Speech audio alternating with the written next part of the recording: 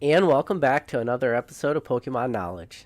I know I say this a lot, and it never gets old. Man, there's always a busy week in the Pokemon hobby, and there's always something a little bit new going on. And I think it's been like 3 or 4 days since I made a video. I didn't make a video or last night, the day before, because it was a weekend. I like to just relax, have a little bit of fun. But in the last week, there's been so many videos that came out recently that were just fantastic videos, and I just wanted to kind of touch base on a couple of them because I think they were so well done. The first one I want to talk about is Opossum Bud made a great video doing like an entire recap of the Whatnot scammer, the most recent Whatnot scammer. And I know it's getting a little tiresome. We're just constantly saying the same phrase over and over and over again. Whatnot scammer. And here we go again. We got another Whatnot scammer. In this one, the guy took his phone away. He had two phones for the stream.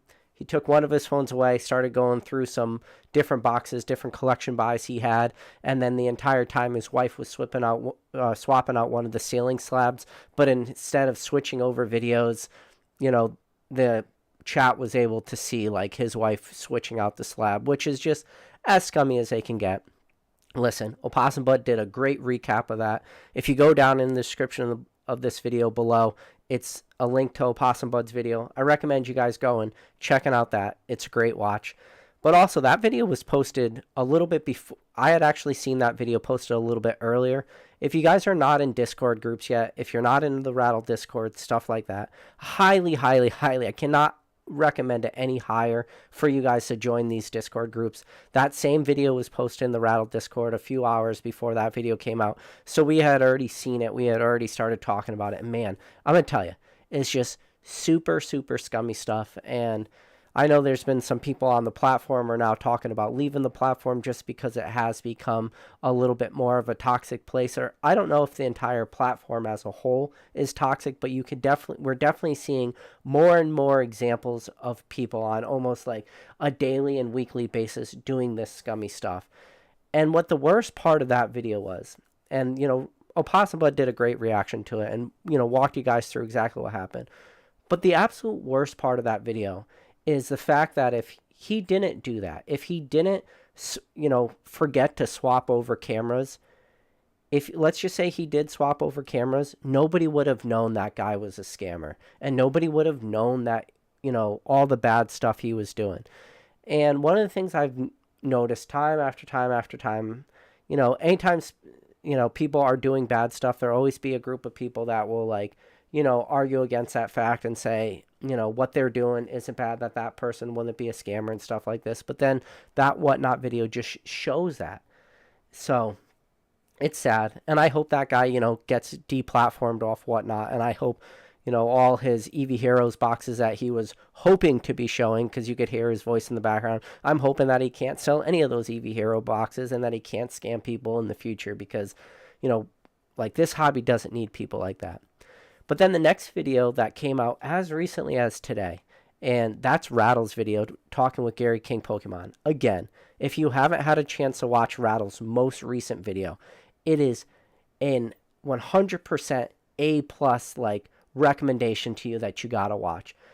Listen, I know there's some people out there have their biases towards Gary. I think a lot of them are pretty much unfounded. I think people are maybe just, for whatever reason, upset with Gary, and I don't think that the reasons they're really upset with Gary have anything to do with Pokemon. I think a lot of the reasons that maybe people, have some strong opinions for him are probably, if they were to do a little bit more research and really understand why they might have those feelings, I think they would come to find out that Gary's just this great guy. And I've had the opportunity to meet Gary in person. I've had the opportunity to talk to Gary on multiple lives now. Gary's a good dude. At the end of the day, Gary has the overall health and the overall well-being and long-term future of this hobby in mind. No matter how people want to spin that, Gary's track record proves nothing other than the fact that he wants this hobby to succeed. He wants this hobby to grow. And there's a lot of stories that Gary tells that are fascinating to listen to, but one of my favorite Gary King Pokemon stories is just him talking about, first of all, there's a couple Gary King Pokemon stories I love. He talks about early adopters of grading cards trying to really create the market that we know today as Pokemon. And I do believe that there comes a lot of times in this hobby, in the very recent past and in today, where people, I do believe, take a little bit of granted for how much work some of these guys did to grow the hobby into what we're enjoying today. People who have made it down the rabbit hole, have made it to channels like this, are probably looking at Pokemon as like investability and stuff like this, and they want this hobby to continue to grow and they want to be able to make money. Listen, that didn't exist before guys like Gary and Birdman. And my favorite Gary King Pokemon story is when he tells stories about sitting on the phone talking to Birdman, trying to create this hobby, take it from something that was almost nothing and turn it into something great. Now, I do not believe that those two ever in their wildest dreams would ever imagine that the hobby could get to a point where we're seeing today. But I do believe, and just like, you can now watch this video. Maybe I'll talk for 30 minutes to an hour or whatever. And the fact that you're being able to watch these lives, listen to people just talk about Pokemon. I very rarely, if ever, open up stuff on this channel. I'm just talking about Pokemon. But that's what Gary did with Birdman. Way before any of us were even considering getting as deep into Pokemon as we are today. And if it wasn't for guys like this, we wouldn't have all the luxuries. And I know for a fact there are luxuries in this hobby that a lot of people take for advantage. And I think a lot of people just take a lot of stuff for granted to a lot of the information that's readily available, especially when it comes to like sourcing cards, finding cards, knowing history of cards. A lot of this stuff was non-existent. It was because of people like that helped bring this hobby to where it was today. But anyways, one of the things that Gary did is so I'll give you a little backstory. I'm just going to give you the rough Cliff Note version. Listen, you got to go watch Rattle's video. Rattle's video was fantastic. Covered a lot of the bases for what I'm going to talk about. But mainly the synopsis is, during the Denver Collecticon, an event I was at, I got to see Gary. I talked to him while I was at the Denver Collecticon. He had 2 Charizard BGS 9.5s in his book bag. And if you guys didn't know, Gary had some issues with his leg, and his foot, where he wasn't really able to walk that well. He was in a scooter for most of the event. And I think on his Instagram, he showed videos of like what happened to his foot. But one of the 9.5 Charizards was a Shadowless First Edition. And then the second 9.5 Charizard was just a regular Shadowless. When we say just regular Shadowless, BGS 9.5. And during the event, somebody stole both of those out of his book bag. Now, there's a lot of layers to this story. The first layer is, one, if you guys get deep enough down this rabbit hole, you will realize that every single Pokemon card has its own fingerprint. And what I mean by its own fingerprint is every card has, for the most part, and this is really on the highest of ends. Sure, I'm not just talking about your regular common, uncommon you just recently pulled from Silver Tempest. I'm talking about high-end hollows, especially like, super near mint, BGS 9.5 worthy first edition Charizard, 9.5 Shadowless Charizards. They have their own fingerprint. So you'll have, certain damage that is really only on that card. It's like the areas where the damage are apparent are very visible. And then things that are one step further than that, when we really truly talk about the fingerprint of a card, we're talking about the hollow pattern of a card. And when you look at a hollow pattern, you can see like every hollow pattern, imagine like I said, a fingerprint or a snowflake, where a snowflake, every snowflake's a little bit different. And the same thing works with a hollow pattern. So when you have a card that's been highly photographed, which his 9.5 Charizards both have been, they're probably in a million different people's photos on a million different Instagrams, because he would let people hold those cards when they took photos. So that card is well documented. So anybody who were to steal that card would probably have a relatively hard time selling that card. And in order to sell that card, they would need to know what to do with it. They'd have to crack it out, probably send it away to Graydon at PSA, get their own new PSA submission number. If they didn't send it to PSA, send it to CGC, send it to Beckett, have a new cert number that is now associated with that card. And then, they would have to have this long storyline of plausible deniability. They would have had to have bought that card from somebody else and then had heard that that person bought it from somebody else until eventually it got to them, because they would need plausible deniability because those cards are so like easily traceable. Now what happened was the person that sold that card either A, super unfamiliar with Pokemon, but it doesn't sound, from like the rumblings I've heard, I'm not going to comment more because I know Rattle is going to come out with definitely more than one video. I'm sure they're going to go after the person, whoever it was that stole these cards. But like the information I'm hearing, like real loosely, is it seems that the person that stole that card might actually like sort of be in the Pokemon hobby, which just shows how, and I'm going to say it, dumb people are. The fact that, because what they decide to do with everything I just told you, how that card has its own fingerprint, easily traceable, they sold those cards in Gary slabs. And Gary slabs go way past, fingerprint identification from hollow pattern. Gary slabs, cert numbers matching, and then literally written on his slabs in big black Sharpie is signed Gary King Pokemon and Chumley. Yes, Chumley from like the History Channel Pawn Stars. That Chumley. As ridiculously super, like, everyone knows who slabs those are. You will be hard pressed to find somebody in this hobby who can't like very quickly figure out who owns those cards. So the person that bought them ended up, reaching out to a guy. I forget. It's like E&A Collectibles, I think the guy is. His guy's name's Alex. I could be wrong, but I'm pretty sure it's E&A Collectibles. But he got an offer for those cards. First of all, way below market value. I think the price he ended up paying was like $45,000. So $45,000 for cards like that automatically kind of throw up red flags. Now, $45,000 is a weird price because a Beckett 9.5 first edition Charizard is a little bit harder to value because, you have like, what does a PSA 9 sell for? You're probably looking at like 27 grand. And this is just for the first edition base. And then the PSA 10 is such a huge jump from the 9 price to the 10 price. 10 prices can sell between, with current market and market swings between like $150,000 and $240,000. And I know $90,000 is a huge range in price, but when you start talking about first edition Charizards, I want to say that there was one sale as high as 240. I've seen some sales for like 180, 200. It really depends who the buyer is for a card like that on the market. We're not talking like wild swings like a first edition Bulbasaur, which you could go from 10, 20, $30,000. Shout out Collectibles Guru on that one. So first edition Charizards, you can have a big swing in price. Probably that 150 price I quoted at the beginning. That price is maybe a little bit more in the past, but really you don't know with a card like that. It's going to be so heavily dependent, like I said, on who's buying it that day and what the market's doing that day. And even like that $240,000 sale, we don't even know how true that is, how untrue it is. 220, 200, 120, depending on, I think it was like Logic spent 120. It's hard to keep up with all these Charizards that have been selling relatively recently, especially in PSA 10 prices.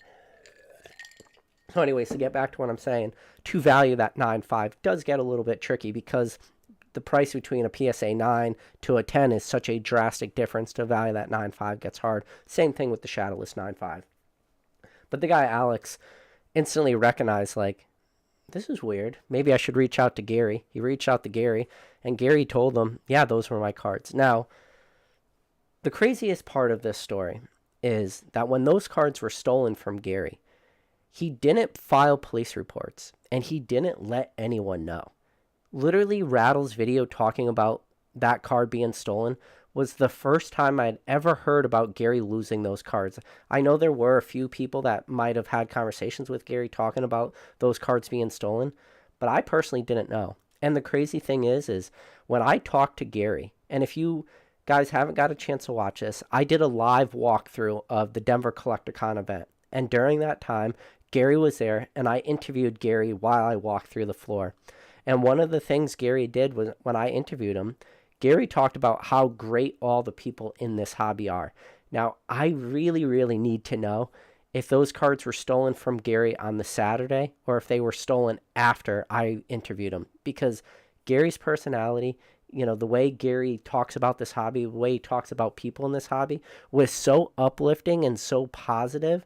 And he talks, and I think he uses the words as like, it's like a super easily identifiable line, like a typical Gary King Pokemon line, is he says like, we have a lot of great citizens in the hobby or something like this, like always trying to like put his best foot forward and keep moving this hobby. And he talks about it in Gary talks about it in Rattle's videos. The reason why he didn't go to the Denver police right when it happened, well, there was a couple things. One, he didn't want to like cast a bad shadow upon Collecticon, which, first of all, that is absolutely insane that he is just doing that. Like, I feel like me and probably most, if not everybody out there, if they had, cards worth greater than $50,000 to $100,000, there would be a lot of people there would want to just get their cards back, file police reports, view camera footage, do everything in their possibility to get those cards back. And I think there would be very few people out there would be so worried that it would cast a negative light on the hobby that they wouldn't even want to advertise that, which is, listen, say what you want about Gary. That is an upstanding thing he was doing for the hobby as a whole. Now, one of the things that where it took me a while to figure out why he also did this was he also didn't want a lot of people to know, was because he was hoping that those cards would eventually resurface, meaning that the people who got those cards and stole those cards would eventually try to sell them, which they did. Now, honestly, I could tell you, and I'm sure Gary probably thinks the same thing, and I think a lot of people that watched that video thought the same thing.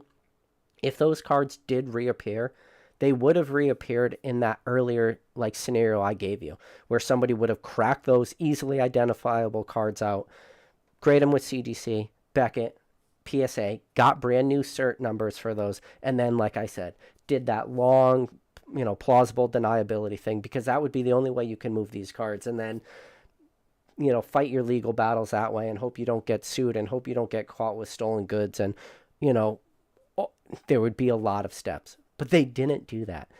And I think the reason just simply boils down to people who do shitty things in this hobby, for the most part, are just fucking dumb.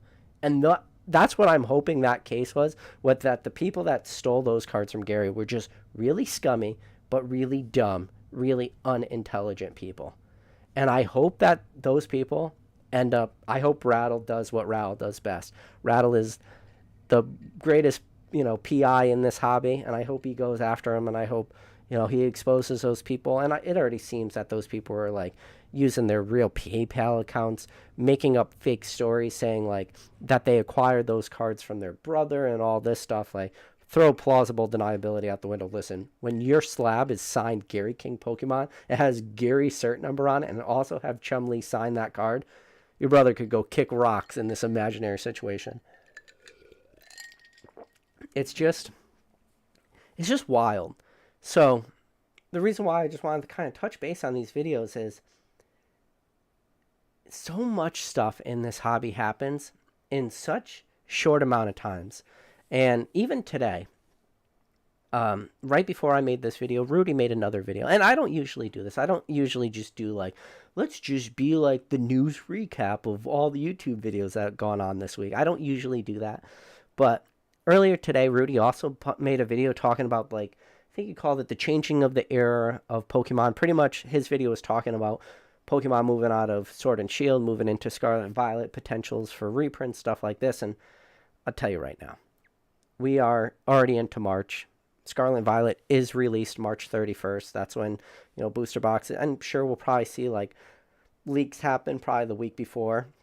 Hopefully we don't see stolen product again. There's a difference between stolen product and, early releases, or maybe a better word instead of saying early releases, break-in street date. And you will find out very soon. There is a difference between stolen product versus stuff that was just opened early and break-in street date, because that stuff was legally purchased through distribution. And real quick shout out to Roxanne. I see your super chat, Roxanne. I appreciate you. And Roxanne always makes some good videos too. I recommend you guys go and checking out his YouTube channel. But yeah, Rudy made a video too, and just talking about Pokemon, talking about all the prices that we're seeing go up with sealed product. And I said this before. Rudy did mention a couple things. He says really like how Rudy invests, how Rudy collects, invest would probably be the better word, is that he really goes after sealed product. He is a little bit worried about single price cards. And for me too, I feel the same way. Single price, cards, especially ultra modern cards, are so going to be heavily dependent on populations of these cards, how many actually exist, how many actually end up getting graded.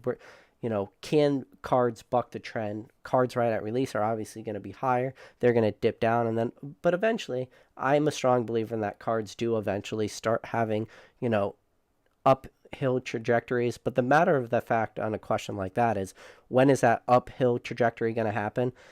It's going to be super dependent. It's going to matter card by card basis. We saw it happen with the Moonbreon on the most light speed, fastest we've ever seen a card do it. What is a Moonbreon going to do? Yes, we made it 20 minutes into this live and until Moonbreon was mentioned, but it's stuff like that.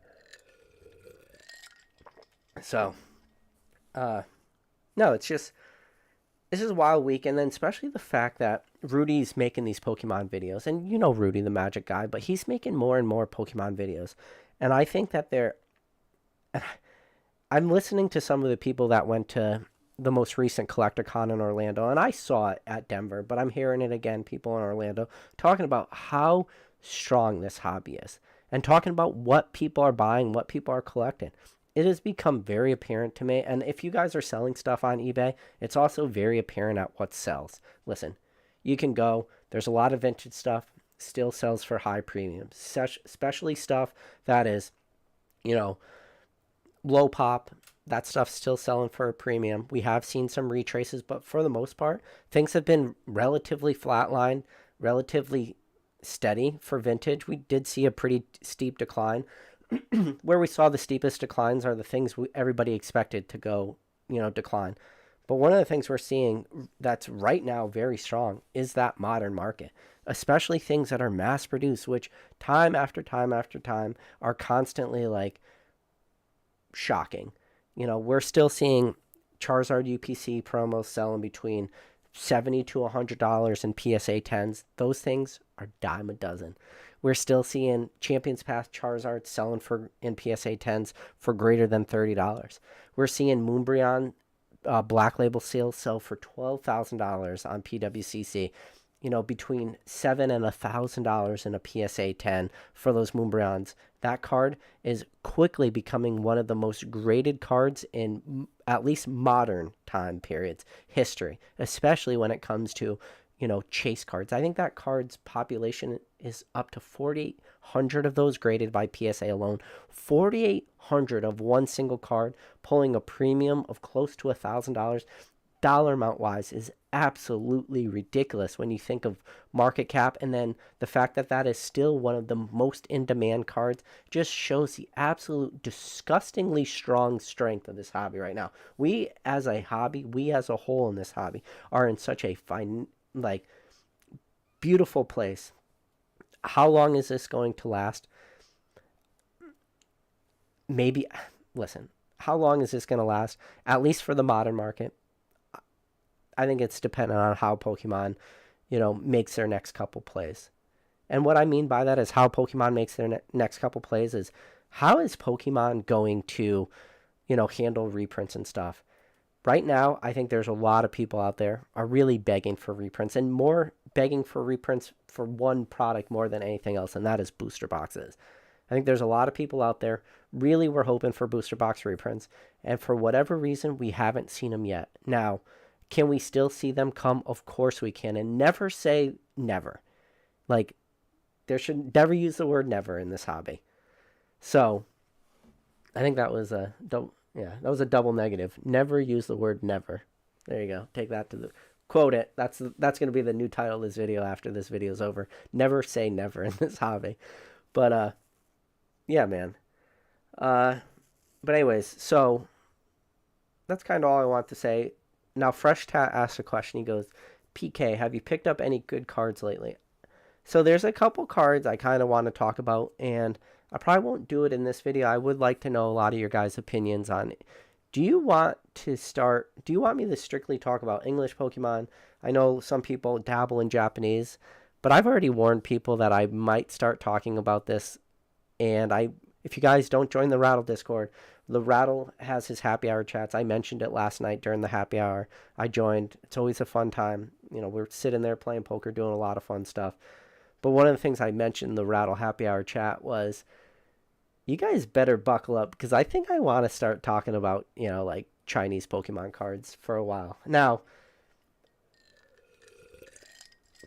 I think there's some people out there just screamed in agony right now, just heard me say that I'm even considering talking about Chinese, but there's two different markets really in Chinese. You have like your traditional Chinese cards and then the simplified Chinese cards. What that It's kind of hard to explain. Like, I would have to do a whole video talking about it, but pretty much what it is like the simplified cards. Like, they started printing Pokemon cards in Chinese going back a couple years. It's like 2023 now, going back to like 2019, and that was like traditional Chinese cards. And mainly they were printed in, they were available in like Hong Kong and Taiwan. And then when Pokemon switched over and then started to like catch back up, then they moved to simplified Chinese, and then they became available through mainland China. And what Pokemon is doing right now is just kind of doing like a fast forward trajectory, going through a lot of sets. They started at Sun and Moon and like are trying to catch up now. So Chinese cards do kind of fall within two different categories, that traditional versus simplified. But what I really like about Chinese cards are just like the artworks of collection boxes and stuff like this. You've probably already seen it. There's probably a couple that like jump right to your mind, like the 25th anniversary special collection boxes. Like, you got like the Charizard ones, or the Umbreon, there's the Blastoids, the Venusaur, and I think there's the fifth one's like the Gardevoir. Very similar to like a lot of Japanese, specialty collection boxes. Japan always has, forever. They've been lucky. You think about like Kanazawa Pikachu boxes, or we'll just do the hottest, most expensive, most sought after ones, which are probably like the Mario and Luigi special collection boxes from Pokemon, or even just all the Poncho Pikachus, all those different boxes. You got the Pikachu with the Gyarados and Pikachu with the Rayquaza outfit on. Like, all those boxes just went absolutely crazy, for the Japanese market. Double reasons why. One, the big reason why is because that promo card that's inside, whether it's that. And then the second one is why those things are such a strong collectible item, is just because of the box itself. Listen, I think a lot of this Chinese stuff has a lot of those like real early indicators of being good sealed product plays in the future, just for the reasons I said. I do believe that there are people out there just going to want to collect this stuff as sealed product plays. Very new market.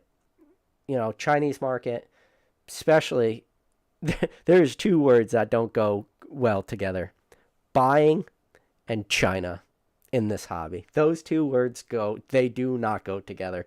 Buying and China. Anytime you put those two words together in this hobby, you're setting yourself up for a bad time. So I think that is like, we talk about barriers of entry all the time in this hobby, and I think that is going to be one of those strong barriers of entry for people, that the scams are going to come, man. And, people talk about, your Makaris and your Baiis, and especially Bai, and trying to get sourcing product from Japan and stuff, but now sourcing product from China. When it comes to sealed product, we do run into this, weird little thing where the Japanese Pokemon market is established. You know that, I know that. But more importantly, so you might know it's an established market, but what you may or may not know is that connections, relationships in that market are also established. Meaning, some of the people, not all the people, but some of the people, I mean, I'm sure your new whatnot sellers and stuff thinking that they're going to start getting Japanese connections and stuff like that. Those aren't the people I'm talking about. The people that matter in this hobby, the people that are really moving a lot of volume, they have established connections in the Japanese market. They're able to very easily source product. And those relationships that they built years ago. They didn't build them in 2020. They didn't build them in 2021. They for sure didn't build them in 2022. They built those relationships years ago. And they've been reaping that benefit for years now.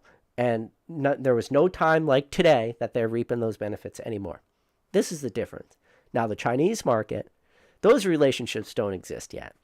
So it's a very new market. It's very like, we're just not there yet. I think we are on the cusp. I think this will be one of those videos and one of these topics that will probably age very well in the future, where somebody may or may not go back and hear me talking about the possibility of Chinese cards being sealed product plays in the future. And they're going to go back to the date of this video and they're going to see March of 2023 and go, God damn it, PK, he was on to something. He recognized it earlier. And I think it's just a very new market. And I think that the reason is because those strong relationships haven't been established yet. So there are not people able to easily source product from China the same way that they can easily source that same product from Japan. It'll be interesting. I'll be very curious how this market plays out in like 2-3 year timeline. And the reason why I say that is the indicators are there for me. If you guys sell cards on eBay, especially if you sell through like the eBay GSP program, there's a lot of Chinese buyers right now. And these Chinese buyers are paying a lot of money for some of these cards. And more importantly, not only are they spending a lot of money, they're spending a lot of money on shipping. Because, yes, maybe it only costs you, $3.80 to, send it to Kentucky or wherever the GSP facility is.